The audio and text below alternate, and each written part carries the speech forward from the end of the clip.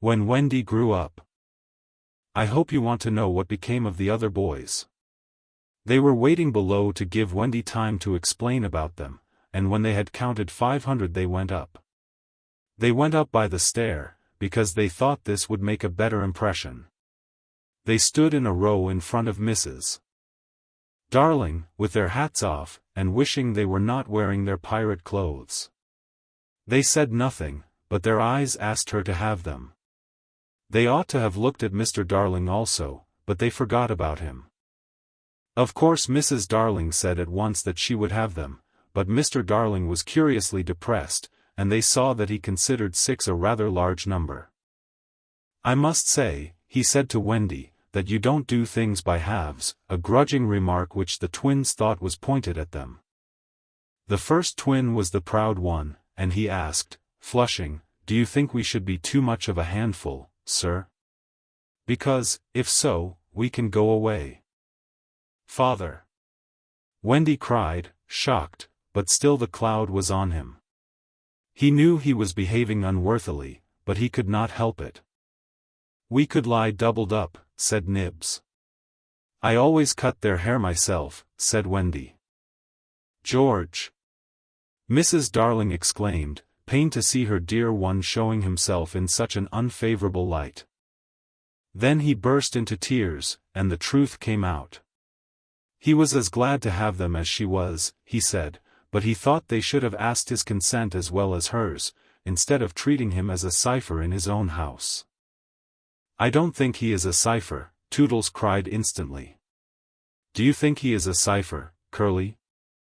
"No, I don't." "Do you think he is a cipher, Slightly?" "Rather not." "Twin, what do you think?" It turned out that not one of them thought him a cipher, and he was absurdly gratified, and said he would find space for them all in the drawing-room if they fitted in. "We'll fit in, sir," they assured him. "Then follow the leader," he cried gaily. "Mind you, I am not sure that we have a drawing-room, but we pretend we have, and it's all the same. Hoop-la!" He went off dancing through the house, and they all cried hoop-la, and danced after him, searching for the drawing-room, and I forget whether they found it, but at any rate they found corners, and they all fitted in.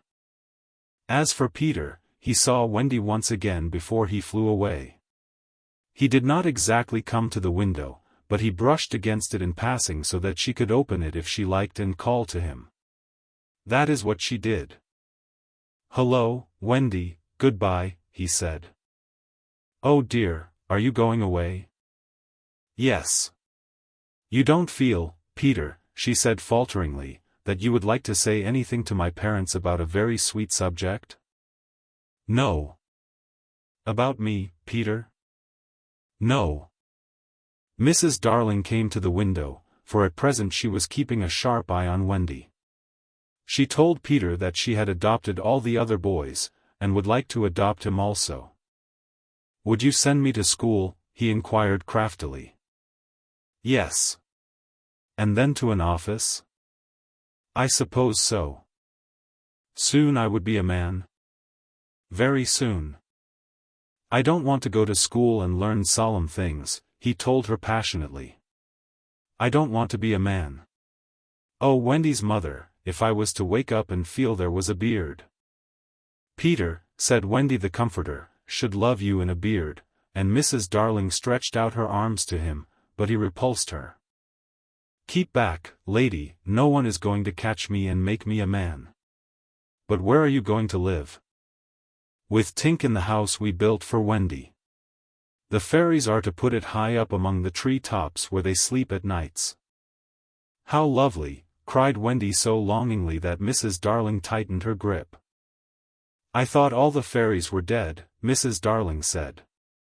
"There are always a lot of young ones," explained Wendy, who was now quite an authority, "because you see when a new baby laughs for the first time a new fairy is born, and as there are always new babies there are always new fairies.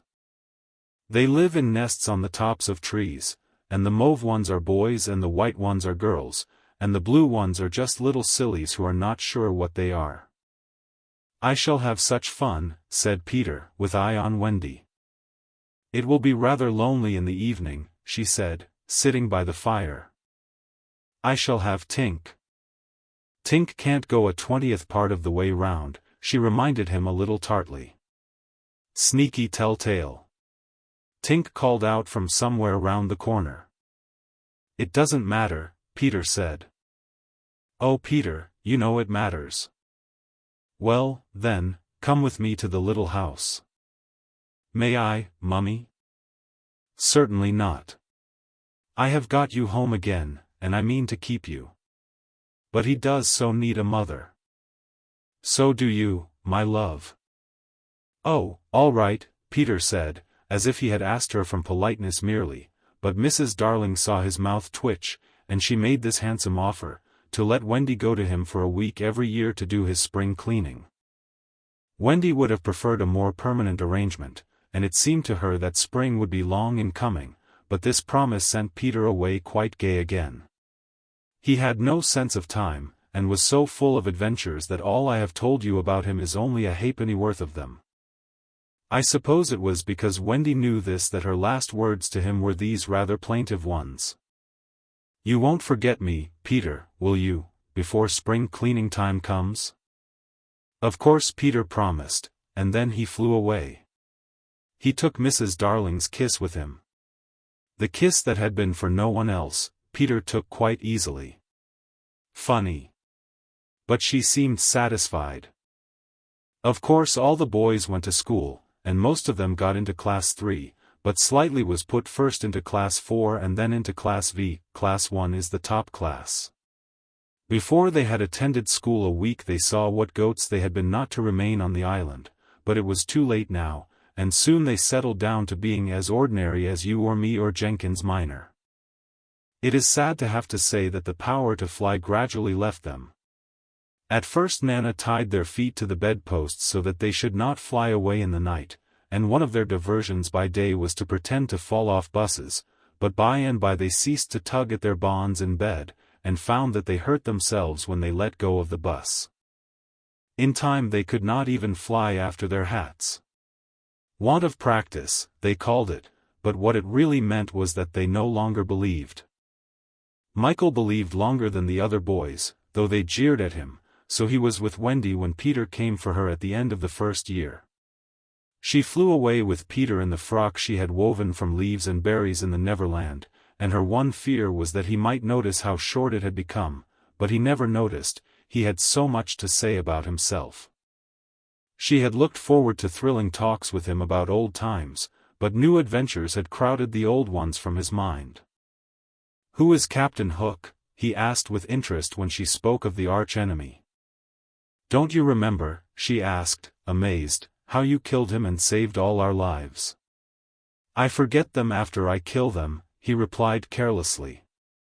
When she expressed a doubtful hope that Tinker Bell would be glad to see her he said, "Who is Tinker Bell?" "Oh Peter," she said, shocked, but even when she explained he could not remember. "There are such a lot of them," he said. "I expect she is no more." I expect he was right, for fairies don't live long, but they are so little that a short time seems a good while to them. Wendy was pained too to find that the past year was but as yesterday to Peter, it had seemed such a long year of waiting to her. But he was exactly as fascinating as ever, and they had a lovely spring cleaning in the little house on the tree tops. Next year he did not come for her. She waited in a new frock because the old one simply would not meet, but he never came. "Perhaps he is ill," Michael said. "You know he is never ill." Michael came close to her and whispered, with a shiver, "Perhaps there is no such person, Wendy," and then Wendy would have cried if Michael had not been crying. Peter came next spring cleaning, and the strange thing was that he never knew he had missed a year. That was the last time the girl Wendy ever saw him. For a little longer she tried for his sake not to have growing pains, and she felt she was untrue to him when she got a prize for general knowledge. But the years came and went without bringing the careless boy, and when they met again Wendy was a married woman, and Peter was no more to her than a little dust in the box in which she had kept her toys. Wendy was grown up. You need not be sorry for her. She was one of the kind that likes to grow up. In the end she grew up of her own free will a day quicker than other girls. All the boys were grown up and done for by this time, so it is scarcely worthwhile saying anything more about them. You may see the twins and Nibs and Curly any day going to an office, each carrying a little bag and an umbrella. Michael is an engine driver. Slightly married a lady of title, and so he became a lord. You see that judge in a wig coming out at the iron door? That used to be Toodles. The bearded man who doesn't know any story to tell his children was once John. Wendy was married in white with a pink sash. It is strange to think that Peter did not alight in the church and forbid the banns. Years rolled on again, and Wendy had a daughter. This ought not to be written in ink but in a golden splash. She was called Jane, and always had an odd inquiring look, as if from the moment she arrived on the mainland she wanted to ask questions. When she was old enough to ask them they were mostly about Peter Pan. She loved to hear of Peter, and Wendy told her all she could remember in the very nursery from which the famous flight had taken place. It was Jane's nursery now, for her father had bought it at the 3% from Wendy's father, who was no longer fond of stairs. Mrs. Darling was now dead and forgotten. There were only 2 beds in the nursery now, Jane's and her nurse's, and there was no kennel, for Nana also had passed away. She died of old age, and at the end she had been rather difficult to get on with, being very firmly convinced that no one knew how to look after children except herself. Once a week Jane's nurse had her evening off, and then it was Wendy's part to put Jane to bed. That was the time for stories.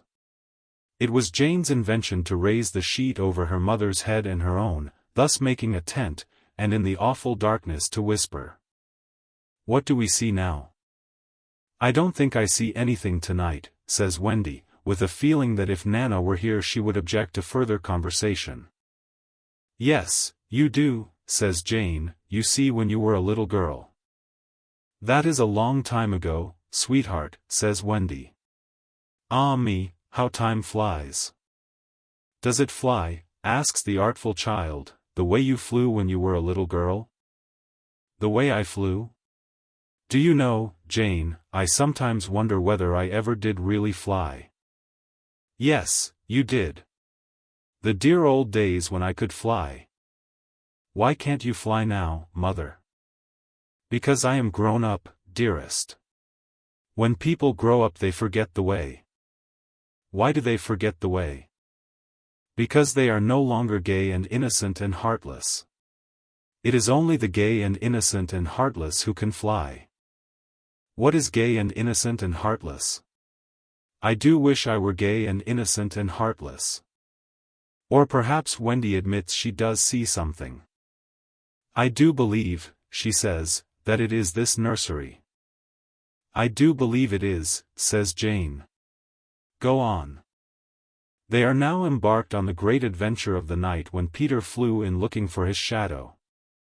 "The foolish fellow," says Wendy, "tried to stick it on with soap, and when he could not he cried, and that woke me, and I sewed it on for him." "You have missed a bit," interrupts Jane, who now knows the story better than her mother. "When you saw him sitting on the floor crying, what did you say?" "I sat up in bed and I said, 'Boy, why are you crying?'" "Yes, that was it," says Jane, with a big breath. "And then he flew us all away to the Neverland and the fairies and the pirates and the redskins and the mermaid's lagoon, and the home under the ground, and the little house." "Yes. Which did you like best of all?" "I think I liked the home under the ground best of all." "Yes, so do I." "What was the last thing Peter ever said to you?" "The last thing he ever said to me was, 'Just always be waiting for me, and then some night you will hear me crowing.'" "Yes. But, alas, he forgot all about me," Wendy said it with a smile. She was as grown up as that. "What did his crow sound like?" Jane asked one evening. "It was like this," Wendy said, trying to imitate Peter's crow. "No, it wasn't," Jane said gravely, it was like this, and she did it ever so much better than her mother. Wendy was a little startled. My darling, how can you know? I often hear it when I am sleeping, Jane said.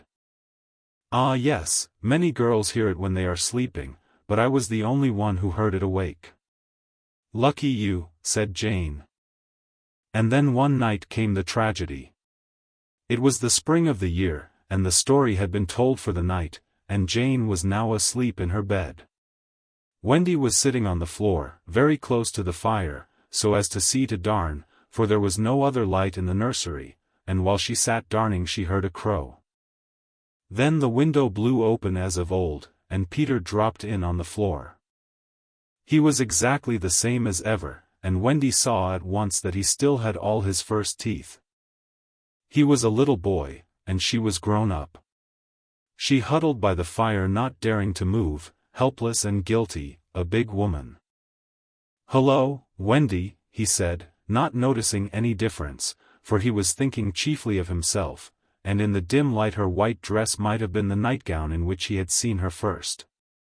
"Hello, Peter," she replied faintly, squeezing herself as small as possible. Something inside her was crying, "Woman, woman, let go of me."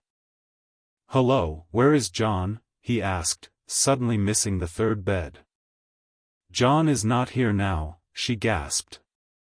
"Is Michael asleep?" he asked, with a careless glance at Jane. "Yes," she answered, and now she felt that she was untrue to Jane as well as to Peter. "That is not Michael," she said quickly, lest a judgment should fall on her. Peter looked. "Hello, is it a new one?" "Yes." "Boy or girl?" "Girl." Now surely he would understand, but not a bit of it. "Peter," she said, faltering, "are you expecting me to fly away with you?" "Of course, that is why I have come." He added a little sternly, "Have you forgotten that this is spring cleaning time?" She knew it was useless to say that he had let many spring cleaning times pass. "I can't come," she said apologetically, "I have forgotten how to fly." "I'll soon teach you again." "Oh Peter, don't waste the fairy dust on me." She had risen, and now at last a fear assailed him. "What is it?" he cried, shrinking. "I will turn up the light," she said, "and then you can see for yourself." For almost the only time in his life that I know of, Peter was afraid. "Don't turn up the light," he cried. She let her hands play in the hair of the tragic boy. She was not a little girl heartbroken about him, she was a grown woman smiling at it all, but they were wet-eyed smiles. Then she turned up the light, and Peter saw. He gave a cry of pain, and when the tall beautiful creature stooped to lift him in her arms he drew back sharply. "What is it?" he cried again. She had to tell him. "I am old, Peter. I am ever so much more than 20. I grew up long ago. You promised not to." "I couldn't help it. I am a married woman, Peter." "No, you're not." "Yes, and the little girl in the bed is my baby." "No, she's not." But he supposed she was, and he took a step towards the sleeping child with his dagger upraised. Of course he did not strike. He sat down on the floor instead and sobbed, and Wendy did not know how to comfort him, though she could have done it so easily once. She was only a woman now, and she ran out of the room to try to think. Peter continued to cry, and soon his sobs woke Jane. She sat up in bed, and was interested at once. "Boy," she said, "why are you crying?" Peter rose and bowed to her, and she bowed to him from the bed. "Hello," he said. "Hello," said Jane. "My name is Peter Pan," he told her. "Yes, I know. I came back for my mother," he explained, "to take her to the Neverland." "Yes, I know," Jane said, "I have been waiting for you." When Wendy returned diffidently she found Peter sitting on the bedpost crowing gloriously, while Jane in her nightie was flying round the room in solemn ecstasy. "She is my mother," Peter explained, and Jane descended and stood by his side, with the look in her face that he liked to see on ladies when they gazed at him. "He does so need a mother," Jane said. "Yes, I know," Wendy admitted rather forlornly, "no one knows it so well as I." "Goodbye," said Peter to Wendy, and he rose in the air, and the shameless Jane rose with him. It was already her easiest way of moving about. Wendy rushed to the window. "No, no," she cried. "It is just for spring cleaning time," Jane said. "He wants me always to do his spring cleaning." "If only I could go with you," Wendy sighed. "You see you can't fly," said Jane. Of course in the end Wendy let them fly away together. Our last glimpse of her shows her at the window, watching them receding into the sky until they were as small as stars. As you look at Wendy, you may see her hair becoming white, and her figure little again, for all this happened long ago. Jane is now a common grown-up, with a daughter called Margaret, and every spring cleaning time, except when he forgets, Peter comes for Margaret and takes her to the Neverland, where she tells him stories about himself, to which he listens eagerly. When Margaret grows up she will have a daughter, who is to be Peter's mother in turn, and thus it will go on, so long as children are gay and innocent and heartless. The end.